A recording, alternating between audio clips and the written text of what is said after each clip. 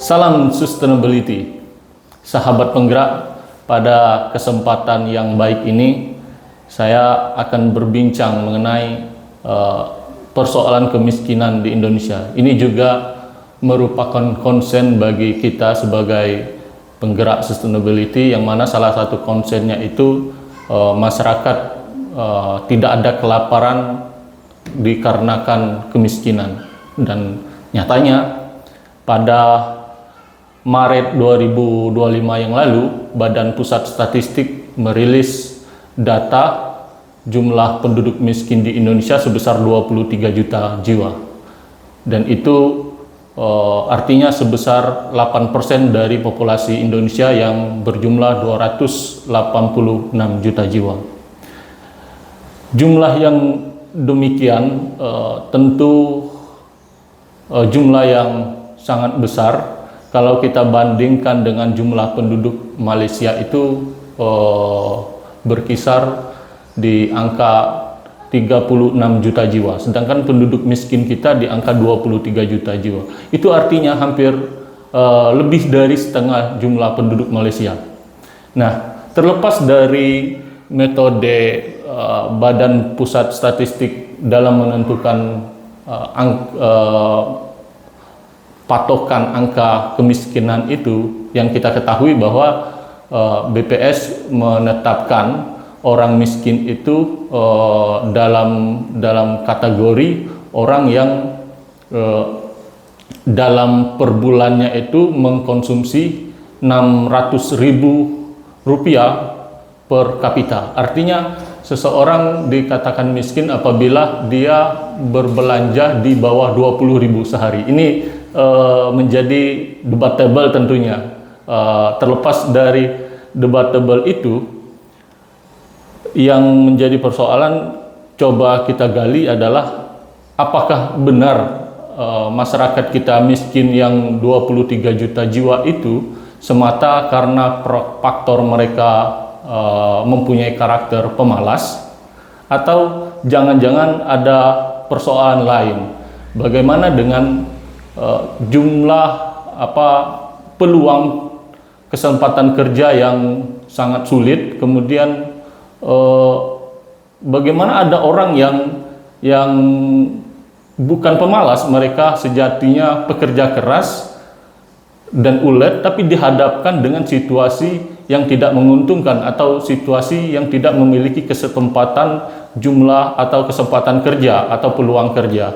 Ini menjadi salah satu permasalahan kita. Kemudian selain daripada itu, bagaimana dengan tingkat inflasi yang setiap tahun tentu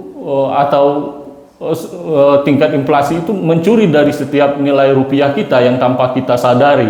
Yang kemarin sore atau bulan lalu kita belanja gula harganya mungkin 5.000 atau berapa sekian dalam untuk setengah kilo, tapi pada bulan berikutnya tidak dengan nilai yang sama, tidak dapat lagi belanja barang yang setara. Artinya ada hal yang mengurangi nilai, dan itu juga berkontribusi pada tingkat kemiskinan kita.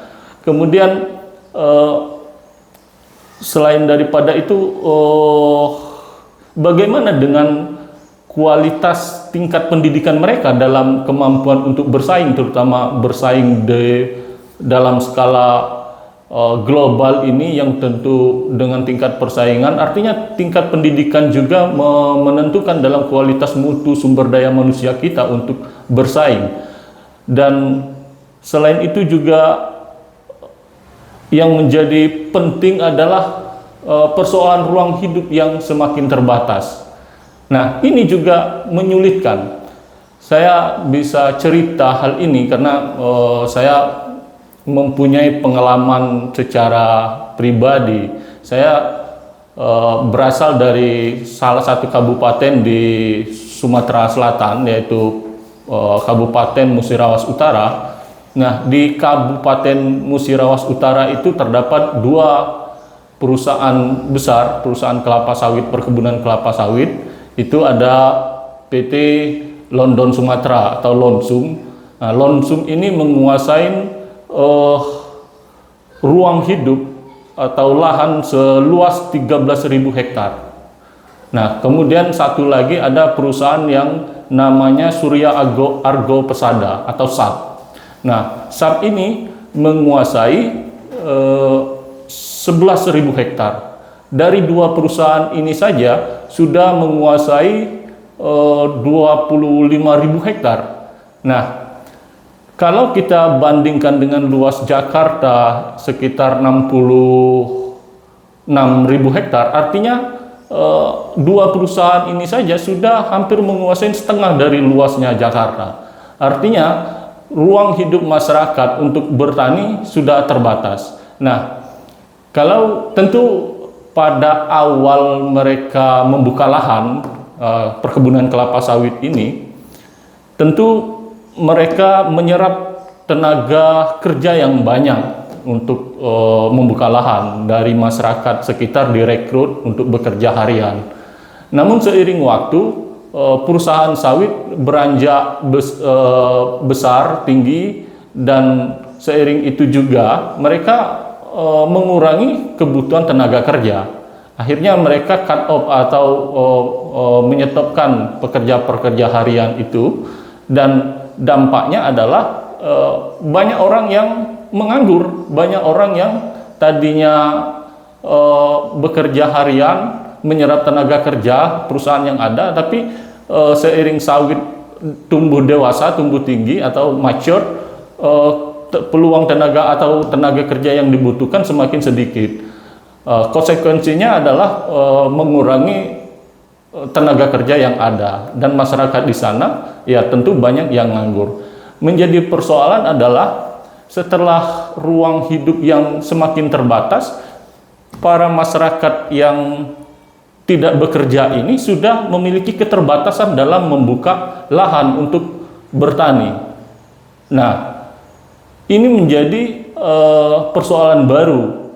Artinya, apa yang terjadi kemudian, banyak pemuda-pemuda dari kampung saya itu terpaksa memilih merantau ke kota-kota besar seperti Jakarta mengadu nasib.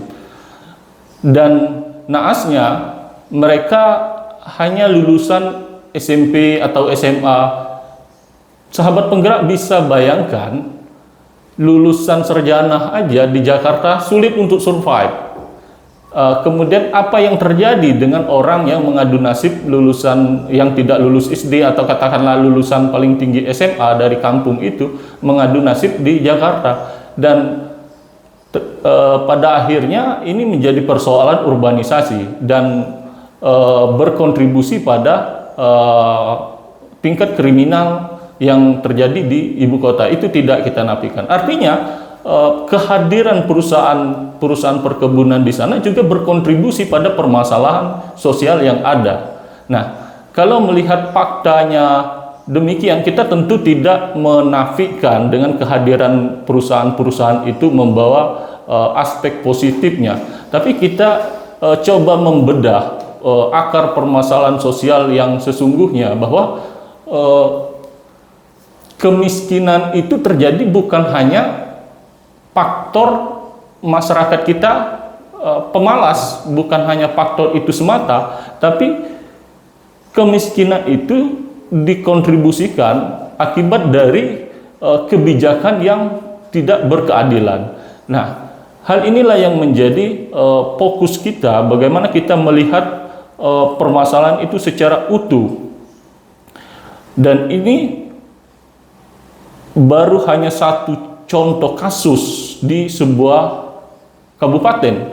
Tentu banyak lagi kasus-kasus yang sama, mungkin baik itu perkebunan ataupun pertambangan dan sebagainya, yang memakan ruang hidup yang sangat luas, dan pada akhirnya masyarakat di sana tidak sejahtera, dan dengan ruang lingkup terbatas mereka tidak punya pilihan yang banyak dengan kapasitas mereka pendidikan yang tidak cukup tinggi, yang kemampuannya untuk bertani tapi lahan taninya sudah tidak ada.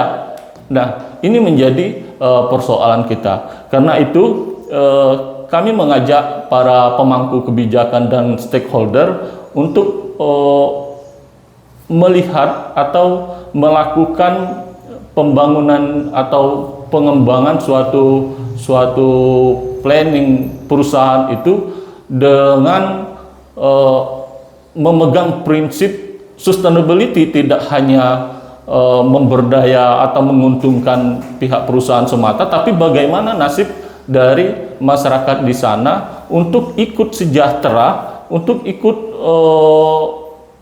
mendapatkan kue kemakmuran, dan pada akhirnya kita berharap menjadi prinsip-prinsip sustainability itu, yaitu untuk kesejahteraan masyarakat, untuk keselamatan lingkungan, dan untuk